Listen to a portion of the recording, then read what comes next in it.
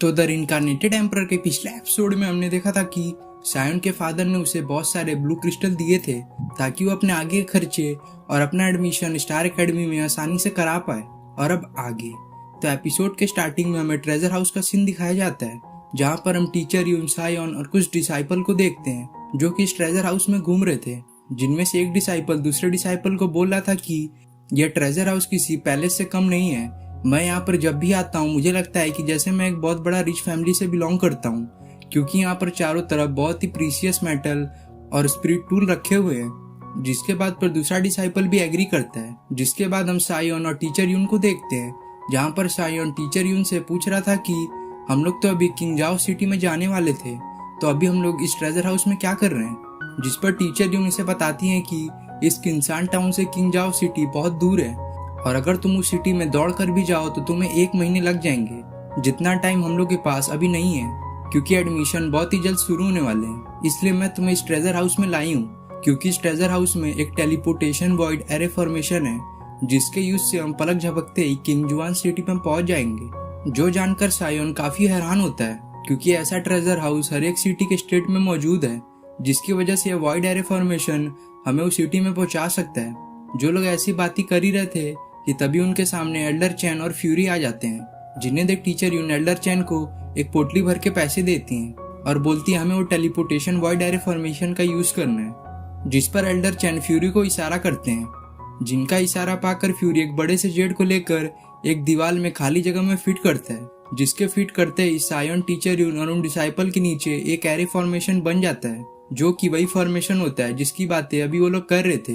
तो सायन को जाता हुआ देख एल्डर चैन उसे अपने आगे की जर्नी के लिए गुड लक बोलते हैं, जिनको ऐसा करता देख टीचर यून काफी हैरान होती हैं। तो वह सायन से पूछती हैं क्या तुम एल्डर चैन को जानते हो। जिस पर सायन उन्हें बताता है कि मैं कुछ दिन पहले यहाँ पर मेडिसिन और कुछ एलेक्सिर लेने आया था, जिन्हीं सब में मेरा पहचान इनसे हो गया।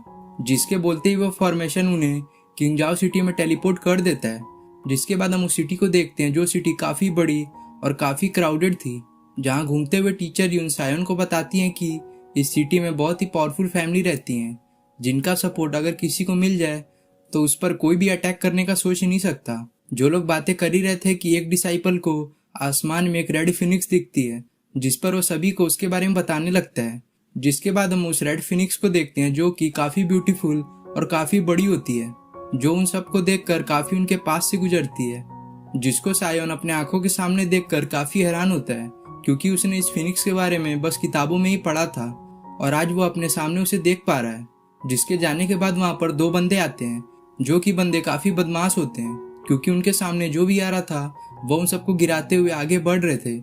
जो बात सायन को काफी बुरी लगती है, तो वह उनसे फाइट करने को बढ़ता है, पर टीचर यून उसे रोक कर बोलती हैं अगर आज तुमने इनसे फाइट किया तो तुम अपना एडमिशन स्टार एकेडमी में नहीं करा पाओगे, क्योंकि उसके लिए बहुत ही कम समय रह गया है। जो बात सायन को सही लगती है तो वो उन दोनों को जाने देता है।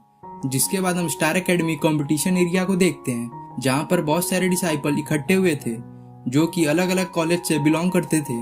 जहाँ पर जाते वक्त टीचर यून सायन को बता रही थी कि स्टार एकेडमी में हर साल अलग अलग एकेडमी के स्टूडेंट आते हैं, जिनके बीच में यहाँ पर कंपटीशन कराया जाता है। जिस कंपटीशन में जो स्टूडेंट अपनी जगह टॉप 10 में बना पाता है उसे इस एकेडमी में एंट्री मिलती है। तो टीचर यून सायन को बोलती है मैं तुम्हारा रजिस्ट्रेशन कराने जा रही हूँ, तब तक तुम यहाँ पर अपना वार्म अप करो। जो बोलकर टीचर यून वहाँ से चली जाती है। जिनके जाने के बाद सायन वहाँ पर आसपास के लोगों को देखने लगता है, जिनमें कुछ लोग कल्टीवेशन कर रहे थे तो कुछ लोग आपस में इस कंपटीशन के बारे में बात कर रहे थे। जिस पर सायन भी वहाँ पर बैठकर कल्टीवेशन करने लगता है। पर यहाँ पर सायन जैसे ही बैठकर कल्टीवेशन करता है उसे यहाँ पर नींद आने लगती है, जिसे देख वहाँ पर आसपास के डिसाइपल फिर से सायन का मजाक उड़ाने लगते हैं। लेकिन तभी हम वहाँ पर एक ओल्ड मैन को देखते हैं, जिसकी बॉडी से बहुत ही पावरफुल ऑरा निकल रहा था, जिसका नाम एल्डर सुन होता है, जो कि स्टार एकेडमी का एक एल्डर होता है, जो आते ही अपने ऑरा को रिलीज करता है, जिससे बहुत सारे स्टूडेंट जो वहाँ पर बैठकर कल्टीवेशन कर रहे थे वह सब पीछे चले जाते हैं। पर यहाँ पर सायन जो बैठकर कल्टीवेशन कर रहा था उस पर इस ऑरे का कुछ खास असर नहीं पड़ता और वह किसी तरह से इस ऑरा से अपने आप को डिफेंड कर लेता है। जो यह सब होता हुआ दूर से एल्डर सुन देख रहे थे और वह सायन को देखकर काफी इंप्रेस होते हैं, क्योंकि ये अकेला वही बंदा होता है जो उनके ऑरा को सह पाया है। जिनके पास टीचर यून आते हुए बोलती हैं यह सायन बहुत ही टैलेंटेड बंदा है, यह कुछ दिन पहले काफी वीक था, इसे सब बुली करते थे, पर अचानक से पता नहीं से क्या हुआ कि कुछ ही दिन में ये बॉडी फॉर्मेशन स्टेज से डायरेक्ट ही सोल रिदम स्टेज का कल्टीवेटर बन गया। जिन बातों को सुनकर सायोन के लिए एल्डर सुन का इंटरेस्ट और भी बढ़ जाता है। लेकिन तभी हम वहाँ पर वांगलिंग को देखते हैं जो कि सायोन के पास आ रहा था, क्योंकि यहाँ पर वांगलिंग को भी स्टार एकेडमी में अपना दाखिला कराना था जो कि सोल रिदम स्टेज पर था। तो वह भी सायोन के पास आते हुए बोलता है, अगली बार तो तुम बच गए क्योंकि तुम्हारी किस्मत काफी अच्छी थी, पर इस बार नहीं बच पाओगे। जो बोलकर वो अपना ऑरा रिलीज करता है।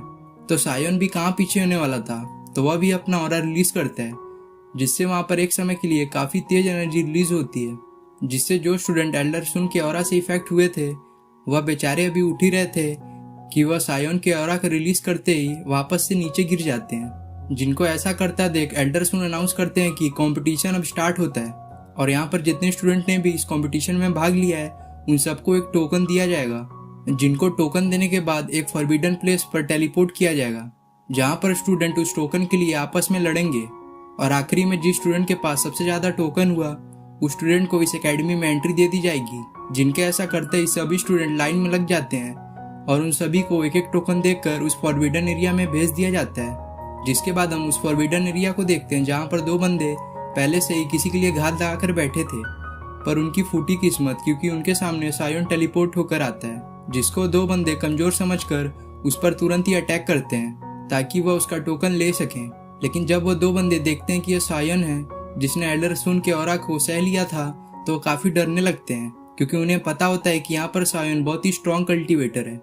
इसलिए वह दोनों वहां से तेजी से भागने लगते हैं। जिनको ऐसा भागता हुआ देख सायोन तुरंत ही उनमें से एक को अटैक करके वहीं गिरा देता है, पर यहाँ पर दूसरा बंदा भागना जारी रखता है, जिसको लास्ट में सायोन पकड़ ही लेता है। जिनको पकड़ने के बाद सायोन उन्हें पूछता है कि आखिर तुम यहाँ से भाग क्यों रहे थे, जिस पर वो दोनों शेयर करते हैं कि हम लोग ने यहाँ पे एक ट्रैप लगा के रखा था, जिसमें जो भी बंदा हमारे सामने टेलीपोर्ट होकर आएगा हम दोनों उस पर अटैक करके उसका टोकन ले लेंगे, पर हारे हमारी फूटी किस्मत कि वह बंदा तुम निकले।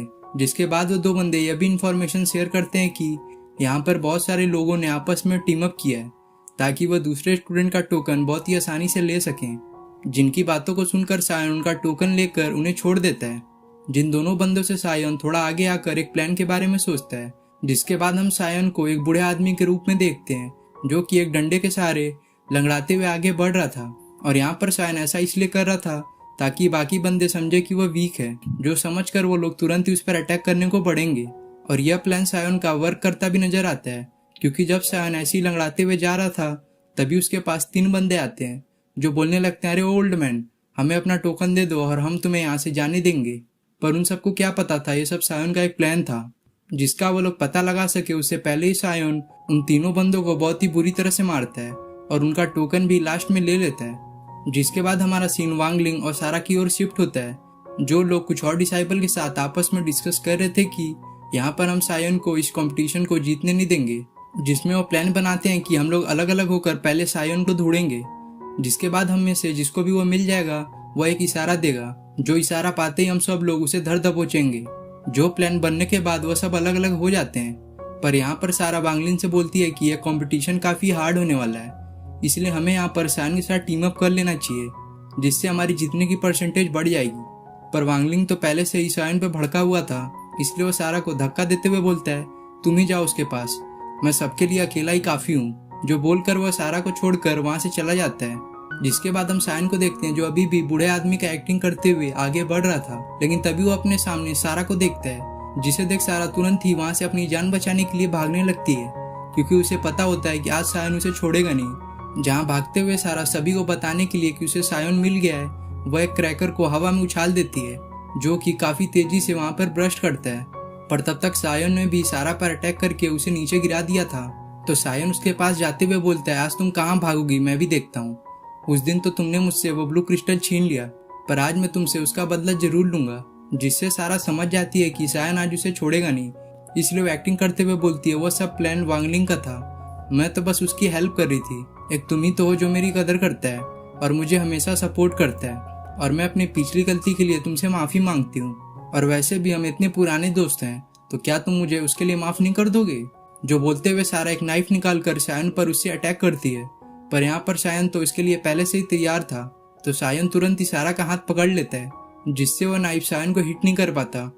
और उल्टा सायन उस नाइफ को सारा के पेट में घुसा देता है और बोलता है मैं तुम्हें माफ तो कर देता, पर मुझे यहाँ पर पता है कि तुम यहाँ पर हमेशा वांगलिंग के सपोर्ट में ही रहोगी और जब तक तुम जिंदा रहोगी तुम मुझे हमेशा हार्म पहुंचाने की कोशिश करोगी, इसलिए तुम मरना ही डिजर्व करती हो।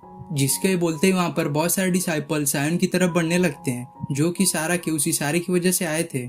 जिसके दिखाती है एपिसोड यहाँ पे खत्म हो जाता है।